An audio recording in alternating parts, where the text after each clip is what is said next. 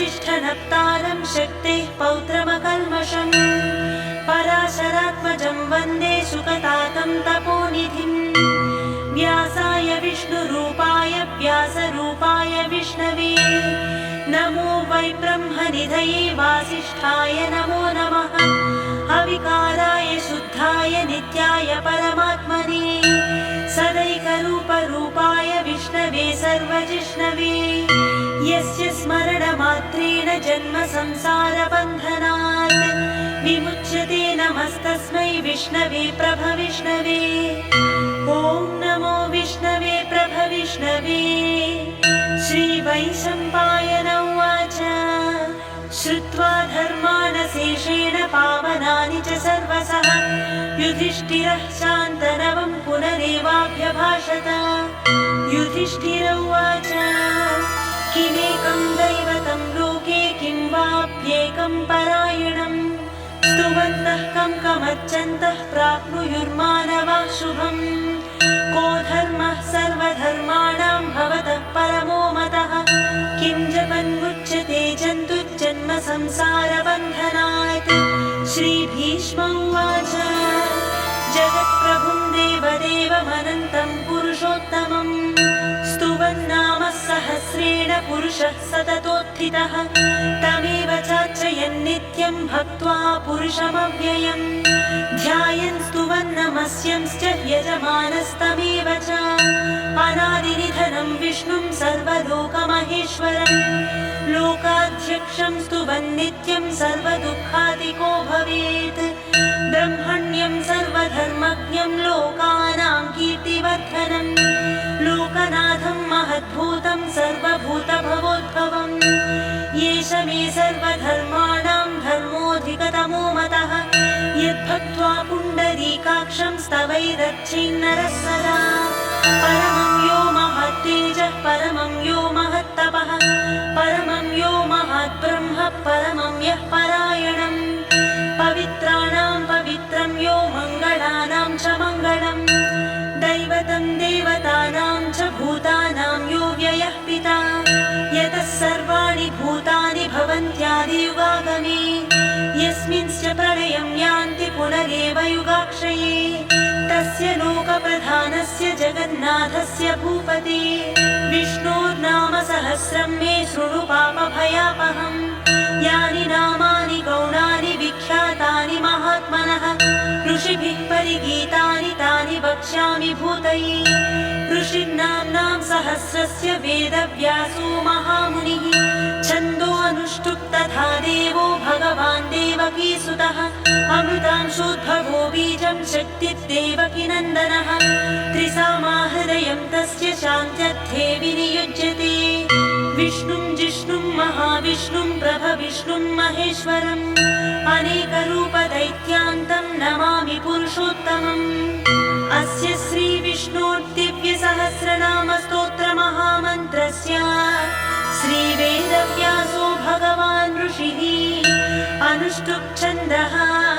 श्रीमहाविष्णुः परमात्मा श्रीमन्नारायणो देवता अमृतांशोद्भवो भानुरिति बीजम्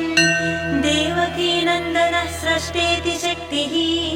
उद्भवक्षोभणो देव इति परमो मन्त्रः शङ्खभृन्नन्दकी चक्रीति कीलकम् शाङ्गधन्वा गदाधर इत्यस्त्रम् रथाङ्गपाणिरक्षोभ्य इति नेत्रम् त्रिसामासामगः सामेति कवचम्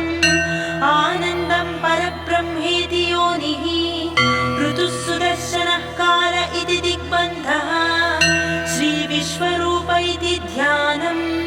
श्रीमहाविष्णुप्रीत्यर्थे सहस्रनाम जपे विनियोगः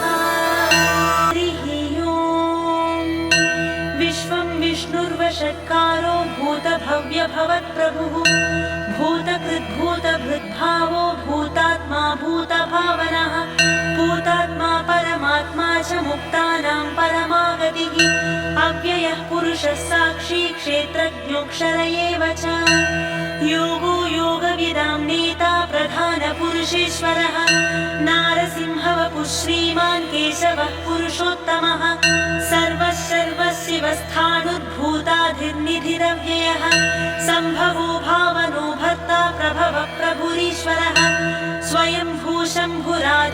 पुष्कराक्षो महास्वनः अनादिनिधनो धाता विधाता धातुरुत्तमः अप्रमेयो हृषीकेश पद्मनाभो मरप्रभुः विश्वकर्मा मनुस्त्वष्टा स्थविष्ठस्थविरो ध्रुवः अग्राह्य शाश्वतो कृष्णो लोहिताक्ष प्रदत्तनः प्रभूतस्त्रिककुम्भाम पवित्रं मङ्गलं परम् ईशानः प्राणदः प्राणो ज्येष्ठः श्रेष्ठः प्रजापतिः हिरण्यगर्भो भूगर्भो माधवो मधुसूदनः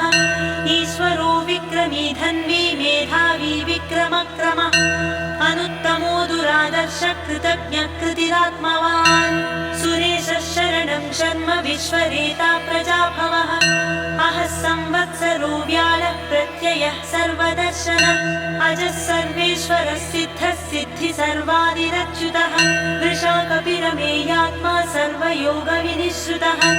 वसुर्वसुमनः सत्यः समात्मा संमितः समः अमोघः पुण्डरीकाक्षो वृषकर्मा वृषाकृतिः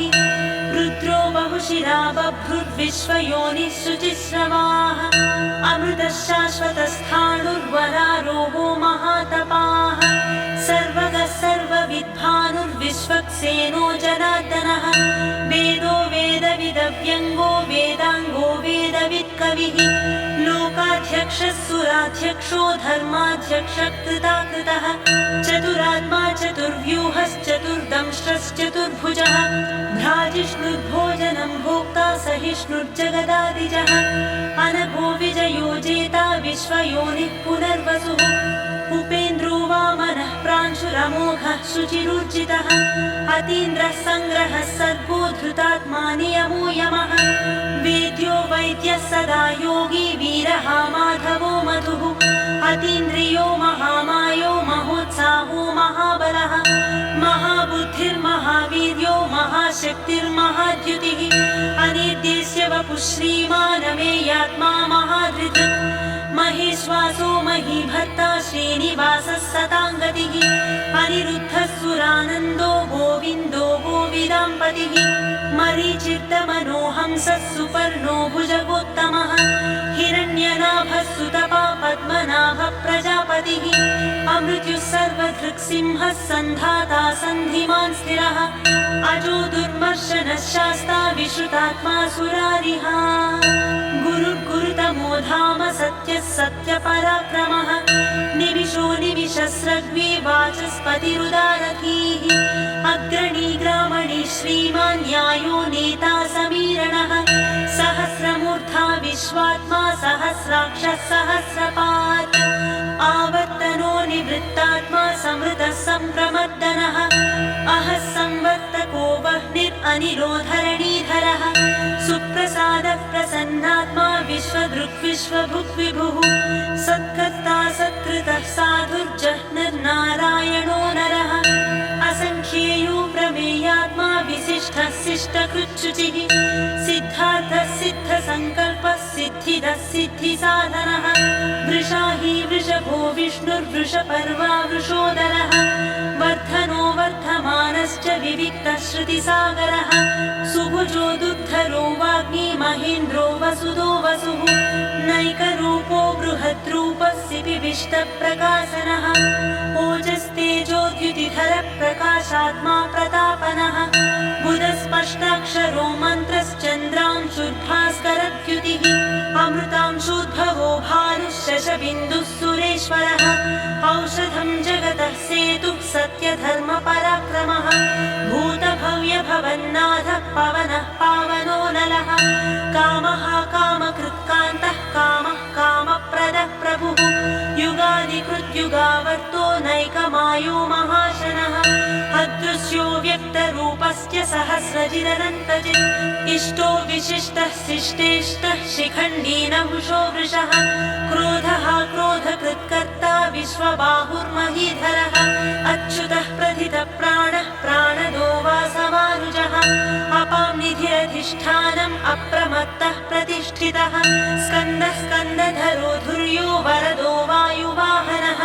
वासुदेवो बृहद्भानुरादित्यः आदिदेवः पुरन्धरः अशोकस्तारणस्तारः शूरः सौरिज्जनेश्वरः अनुकूलश्च तावत्तः पद्मी पद्मनिभेक्षणः पद्मनाभोरविन्दाक्षः पद्मगर्भः शरीरभृत् महद्भिर्वृद्धो वृद्धात्मा महाक्षो गरुडध्वजः अतुलः शरभो भीमः समयज्ञो हविर्हरिः सर्वलक्षणलक्षण्यो लक्ष्मीवान् समितिञ्जयः विक्षरो रोहितो मार्गो हेतुर्दामोदरः सहः महीधरो महाभागो वेगवानमिताशनः उद्भवक्षोणभो देवः श्रीगर्भः परमेश्वरः करणं कारणं कर्ता विकर्ता गहनो गुहः व्यवसायो व्यवस्थानः संस्थानस्थानदो ध्रुवः परद्धिः परमस्पष्टः तुष्टः पुष्टः सुभीक्षणः रामो विरामो विरजो मार्गो नेयो नयो नयः वीरः शक्तिमतां श्रेष्ठो धर्मो धर्मविदुत्तमः वैकुण्ठः पुरुषः प्राणः प्राणदः प्रणवः पृथुः हिरण्यगर्भः शत्रुघ्नो व्याप्तो वायुरधोक्षजः ऋतुः सुदर्शनः कालः परमेष्ठी परिग्रहः उग्रः संवत्सरो दक्षो विश्रामो विश्वदक्षिणः विस्तारस्थावरस्थाणु प्रमाणं बीजमव्ययम् अर्थोऽनर्थो महाकोशो महाभोगो महाधनः अनिर्विण्णः स्थविष्ठो भूधर्मो यूपो महामखः नक्षत्रनेमिर्नक्षत्री क्षमः क्षामः समीहनः यज्ञयुज्यो महेज्यश्च क्रतुः सत्रं सताङ्गतिः सर्वदर्शी विमुक्तात्मा सर्वज्ञो ज्ञानमुत्तमम् सुव्रतः सुमुखः सूक्ष्मः सुघोषः सुखदः सुहृत् मनोहरोजितक्रोधो वीरबाहुर्विदारणः स्वापनः स्ववशो व्यापी नैकात्मा नैककर्मकृत् वत्सरो वत्सरो वत्सी रत्नगर्भो धनीश्वरः धर्मगुप्धर्मकृद्धर्मी सदक्षरमनत् सत्यमेधाधराधरः तेजो वृषोद्युतिधरः सर्वशस्त्रभृताम्बरः प्रग्रहो निग्रहो व्यग्रो नैकशृङ्गो गदाग्रजः चतुर्मूर्तिश्चतुर्बाहुश्चतुर्व्यूहश्चतुर्गतिः चतुरात्मा चतुर्भावश्चतुर्वेदविदेकपात् समावर्तो निवृत्तात्मा दुर्जयो दुरतिक्रमः दुर्लभो दुर्गमो दुर्गो दुरावासो दुरारिहा शुभाङ्गो लोकसारङ्गः सुतन्तुस्तन्तुवर्धनः इन्द्रकर्मा महाकर्मा कृतकर्मा कृतागमः उद्भवः सुन्दरः सुन्दो रत्ननाभः सुलोचनः अर्को वाजसनः शृङ्गी जयन्तः सर्वविजयी सुवर्णबिन्दुरक्षोभ्यः सर्ववागीश्वरेश्वरः महाह्रदो महागर्तो महाभूतो महानिधिः कुमुदः कुन्दरः कुन्दः पर्जन्यः पावनोऽनिलः अमृताशोऽमृतवपुः सर्वज्ञः सर्वतोमुखः सुलभः सुव्रतः सिद्धः शत्रुजिच्छत्रुतापनः न्यग्रोधोदुम्बरो स्वत्थच्चाणूरान्ध्रनिषोदनः सहस्रार्चिः सप्तजिह्वा सप्तेधा सप्तवाहनः अमूर्तिरनघोचिन्त्यो भयकृद्भयनाशनः अणुबृहत्कृशस्थूलो गुणभृन्निर्गुणो महान् अधृतस्वधृतस्वास्यः प्राग्वंशो वंशवर्धनः भारभृत्कथितो योगी योगीशः सर्वकामदः आश्रमश्रवणक्षामः सुपर्णो वायुवाहनः धनुर्धरो धनुर्वेदो दण्डो दमयितादमः अपराजितः सर्वसहो नियन्ता नियमो यमः सत्त्ववान् सात्विकः सत्यः सत्यधर्मपरायणः अभिप्रायः प्रियार्होर्हः प्रियकृत्प्रीतिवर्धनः विहाय सगतिर्ज्योतिः सुरुचिर्हुतभुग्विभुः रविर्विरोचनः सूर्यः सविता रविलोचनः अनन्तो हुतभुग्भोक्ता सुखदो नैकजोऽग्रजः अनिर्विण्णः सदामर्षि लोकाधिष्ठानमद्भुतः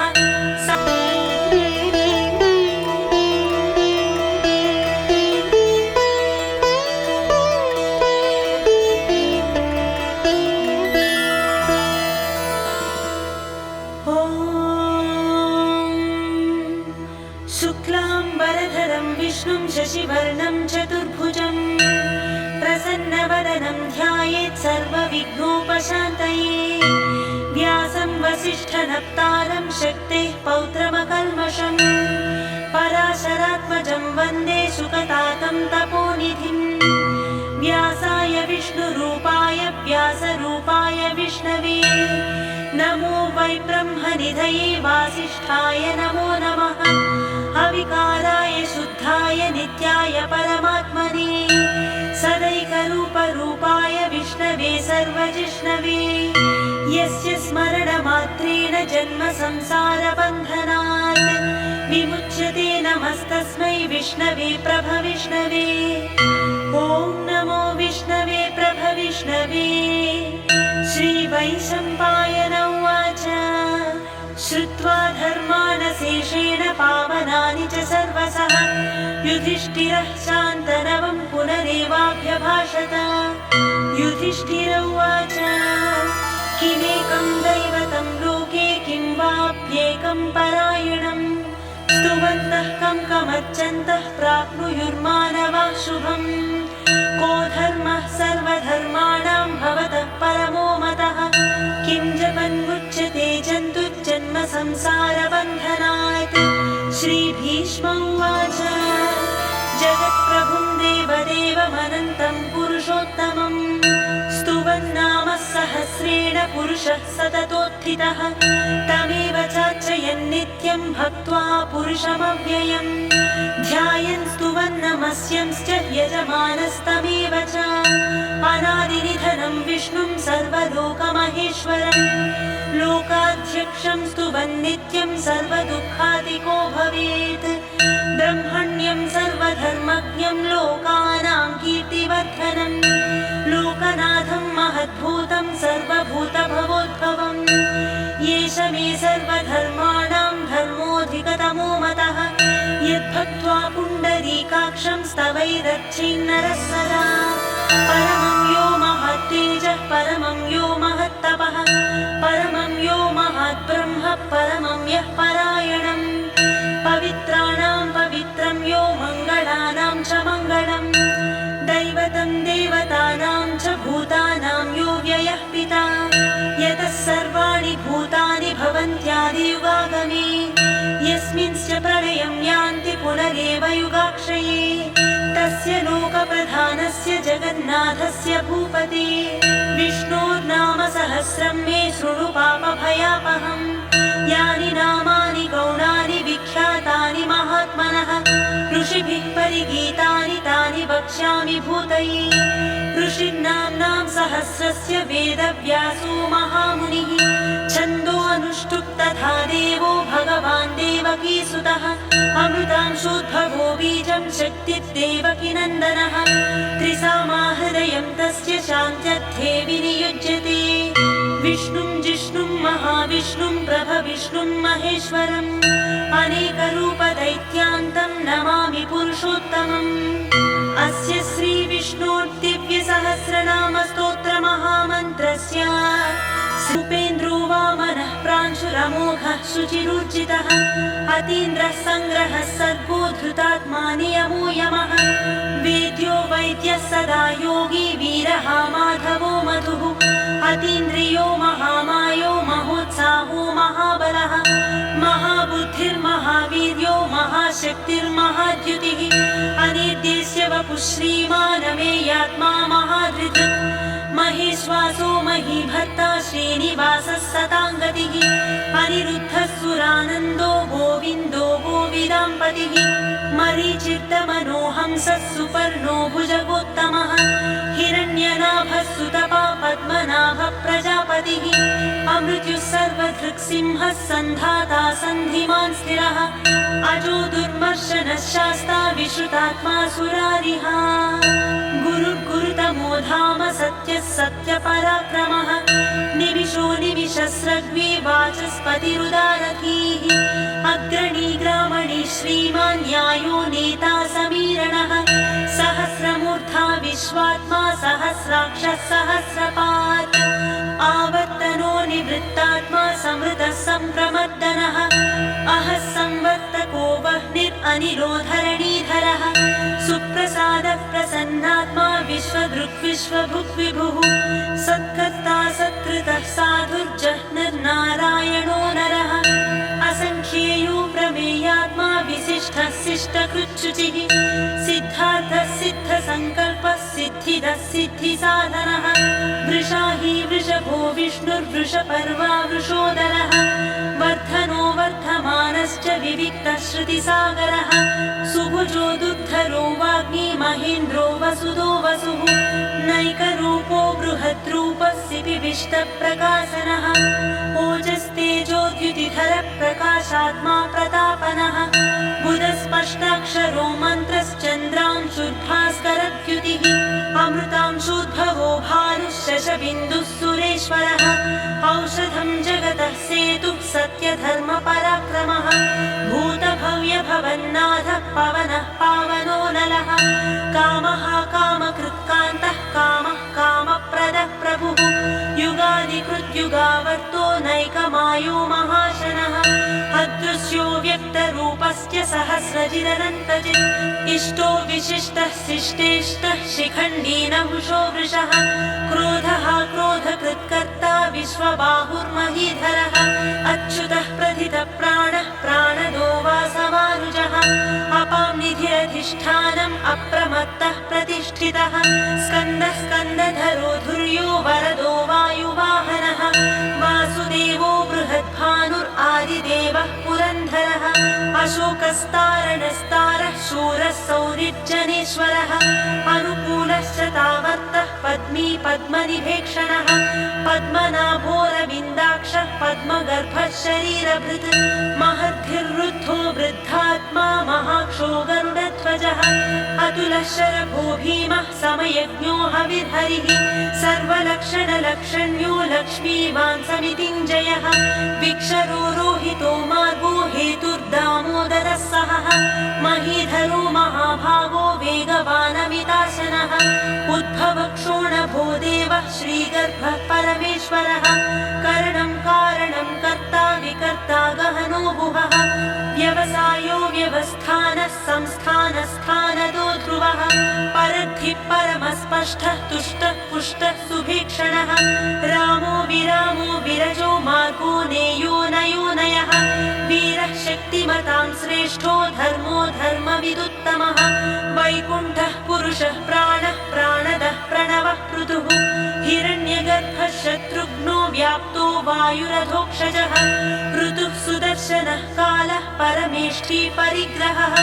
उग्रः संवत्सरो दक्षो विश्रामो विश्वदक्षिणः विस्तारस्थावरस्थाणु प्रमाणं बीजमव्ययम् अर्थोऽनर्थो महाकोशो महाभोगो महाधनः अनिर्विण्णस्थविष्ठो भूधर्मो यूपो महामखः नक्षत्रनेमिर्नक्षत्री क्षमः क्षामः समीहनः यज्ञयुज्यो महेज्यश्च क्रतुः सत्रं सताङ्गतिः सर्वदर्शी विमुक्तात्मा सर्वज्ञो ज्ञानमुत्तमम् सुव्रतः सुमुखः सूक्ष्मः सुघोषः सुखदः सुहृत् मनोहरोजितक्रोधो वीरबाहुर्विदारणः स्वापनः स्ववशो व्यापी नैकात्मा नैककर्मकृत् वत्सरो वत्सरो वत्सी रत्नगर्भो धनीश्वरः धर्मगुप्धर्मकृद्धर्मी सदक्षरमनक्षरम् गभस्तिनेमि सत्त्वस्थः सिंहो भूतमहेश्वरः आदिदेवो महादेवो देवेशो देवभृद्गुरुः उत्तरो गोपतिर्गोप्ता ज्ञानगम्यः पुरातनः शरीरभूतभृद्भोक्ता कपीन्द्रो भूरिदक्षिणः सोमको मृतपः सोमः पुरुजित् पुरुसत्तमः विनयोजयः सत्यसन्धो दाशार्हः सात्वतां पतिः जीवो विनयितो साक्षी मुकुन्दो मितविक्रमः अम्भोनिधिरनन्तात्मा महोदधिशयोऽन्तकः अजो महार्हः स्वाभाव्यो जितामित्रः प्रमोदनः आनन्दो नन्दनो नन्दः सत्यधर्मा त्रिविक्रमः महर्षिः कपिलाचार्यः कृतज्ञो मेदिनीपतिः त्रिपदस्त्रिदशाध्यक्षो महाशृङ्गः कृतान्तकृत् महावराहो गोविन्दः सुषेण सहस्रेणः कनकाङ्गदी गुह्यो गभीरो गहनो गुप्तश्चक्रगदाधरः वेधाश्वाङ्गोजितः कृष्णो दृढः सङ्कर्षणोच्युतः वरुणो वारुणो वृक्षः पुष्कराक्षो महामनाः भगवान् भगहानन्दी वनमाली हलायुधः आदित्यो ज्योतिरादित्यः सहिष्णुर्गतिसत्तमः सुधन्वा खण्डपरशुर्दारुणो द्रविणप्रदः दिवस्कृत् सर्वदृग्यासो वाचस्पतिरयो निजः त्रिसामासामगः सामनिर्वाणं भेषजं भिषक् सन्न्यासकृच्छमः शान्तो निष्ठा शान्तिः परायणम् शुभाङ्गः शान्तिदः स्रष्टा कुमुदः कुवलेशयः गोहितो गोपतिर्गोप्ता वृषभाक्षो वृषप्रियः अनिवर्ती निवृत्तात्मा संक्षेप्ता क्षेमकृच्छिवः श्रीवत्सवक्षा श्रीवासः स्नानं तथा साख्यं विद्या शिल्पादिकर्म च वेदाः शास्त्राणि विज्ञानमेतत् सर्वं जनार्दनात् एको विष्णुर्महद्भूतं पृथग्भूतान्यनेकशः त्रीन् लोकान् व्याप्य भूतात्मा भुङ्क्ते विश्वभुगव्ययः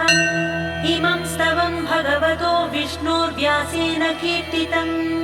पठेद्य इच्छेत् पुरुषः श्रेयः प्राप्तुं सुखानि च विश्वेश्वरमजं देवं जगतः प्रभुमव्ययम् भजन्ति ये पुष्कराक्षं न ते यान्ति पराभवम् न ते यान्ति पराभवमो नमः इति